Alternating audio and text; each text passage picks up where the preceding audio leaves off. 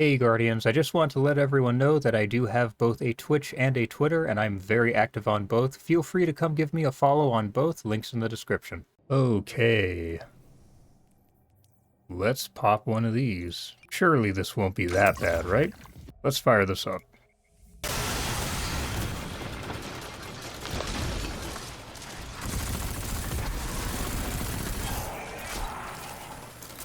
Alright, well there's one. No f***ing shot. No f***ing shot it actually gives this to me after no f***ing way. I just barely recorded that. Oh my god, f*** this game.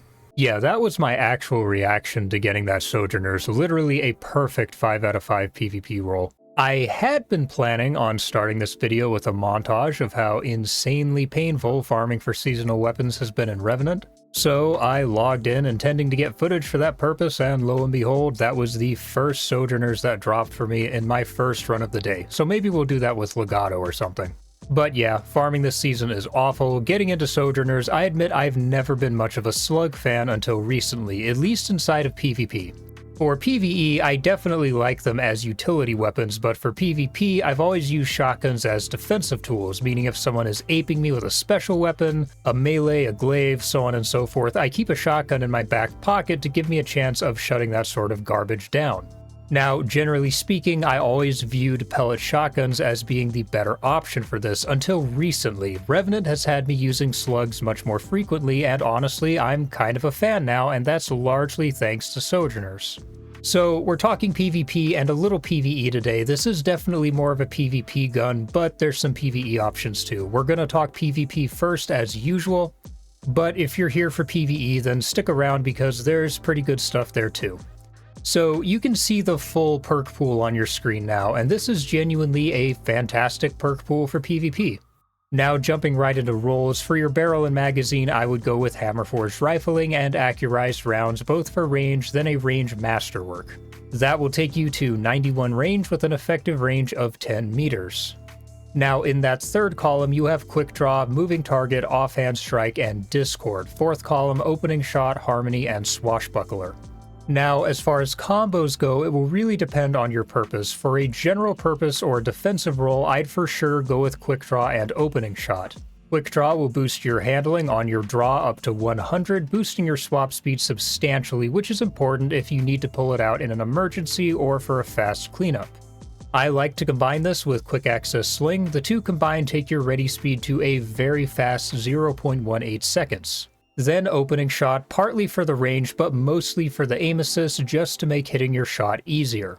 When Opening Shot procs, you'll have 45 aim assist, which you can further improve with a targeting mod or two, and your range will go up to 100, giving you 10.46 meters of effective range. Now on this roll specifically, if you also want to increase your ADS time, you could go with Fluted Barrel instead of Hammer Forged. You'll lose some range, but with Opening Shot you'll still have 94 range and a reach of 10.25 meters. I never really felt like I needed this, but it is still worth considering. That is the roll I would stick with if you want to go for just a general purpose or defensive shotgun. But let's say maybe you want to try to hit some clips with the shotgun, maybe go for some feeds or a team wipe or something like that.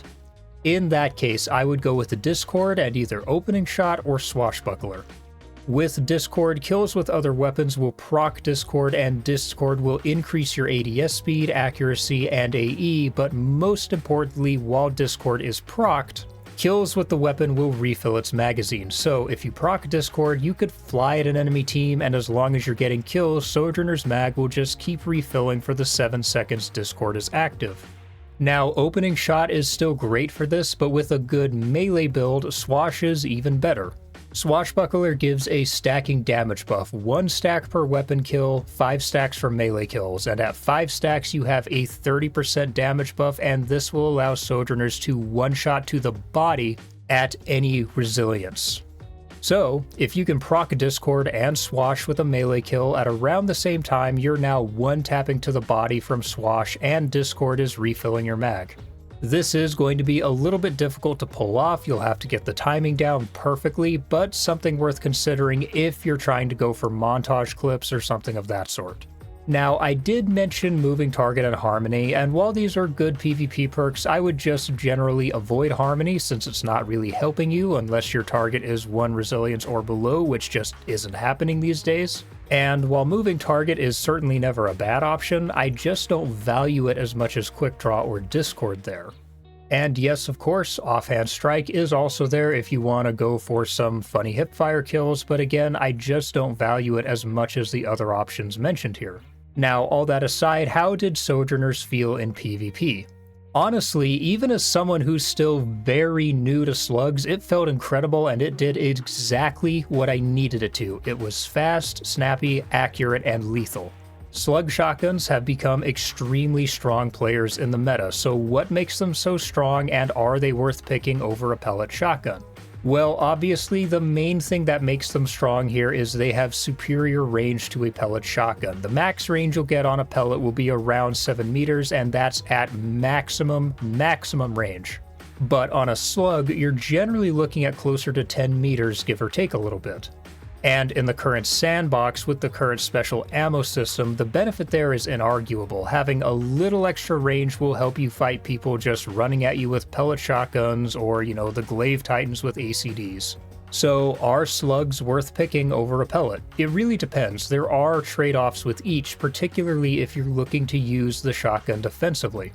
The main advantage of a pellet shotgun is if you really need it in an emergency. Say you turn a corner and there's someone sprinting at you with a glaive, or you come out of your sights and see someone pushing you hard on your radar, you can just whip out a pellet shotgun, put your opponent in the center of your screen, squeeze the trigger, and if pellet RNG is on your side, the shotgun will kill them outright, and even if it doesn't kill them, often they'll be weak enough for a melee or primary cleanup.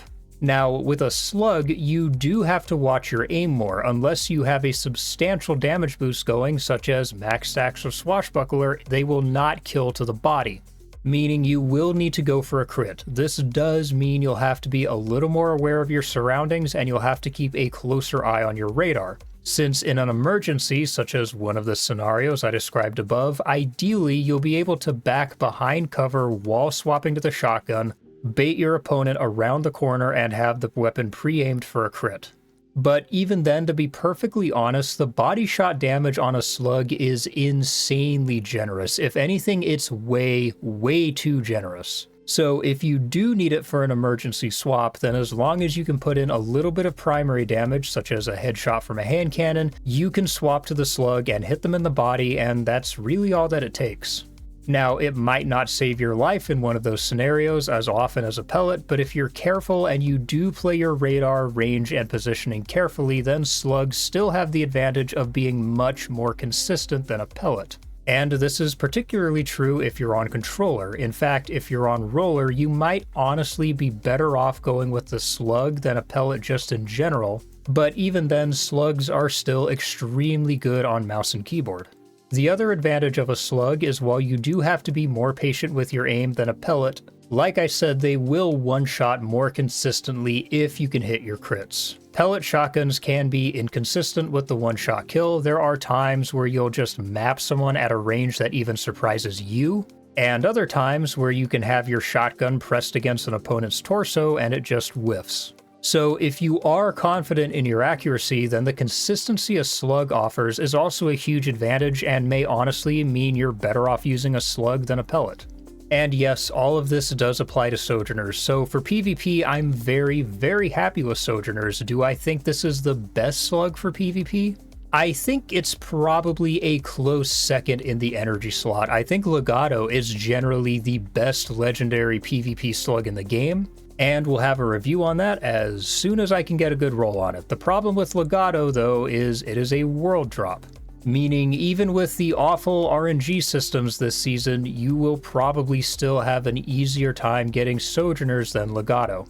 And yes, I do think that Sojourners is worth the grind, especially if you don't want to have to grind lost sectors or rely on world drop tonics.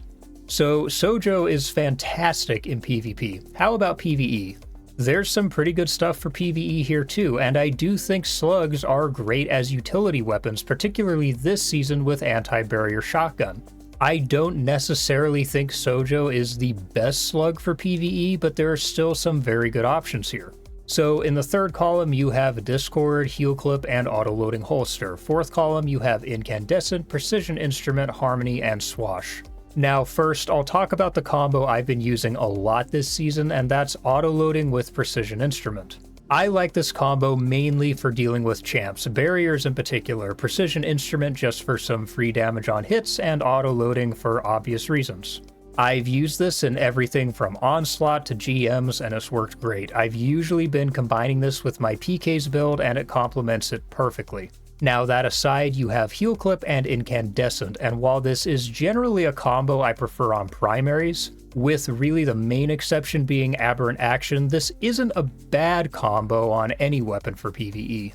Heal Clip will heal you for reloading after a kill, and Incan will cause enemies to explode, and the explosions will damage and scorch any enemies within the blast radius. This is just good in any scenario, and especially strong with a good solar build. Now for ad clear, particularly in activities with tanky enemies, I like Discord with Swash or Harmony. Discord for the reasons I mentioned in the PvP section, just to keep your magazine full on final blows, and Swash or Harmony for damage boosts. I do generally prefer Swash just because melee builds are extremely powerful in PvE and Swash complements them perfectly. Then for just a general purpose kind of utility weapon, I would go with Auto-Loading and either Swash or Incandescent. Those are my preferred PvE combos. So overall, Sojourners is an incredible weapon in PvP and really not bad in PvE. And while yes, tonics are a terrible system and RNG this season is awful, I do think it's worth the grind. But that's all from me today, Guardians. If you enjoyed this video, then do me a favor, hit that like button and leave me a comment with your thoughts on Sojourners and let me know what role you're going for. As always, don't forget to hit that subscribe button with the bell icon and check the description for my other links. For now, I'll see you all in the next video. Peace, Guardians.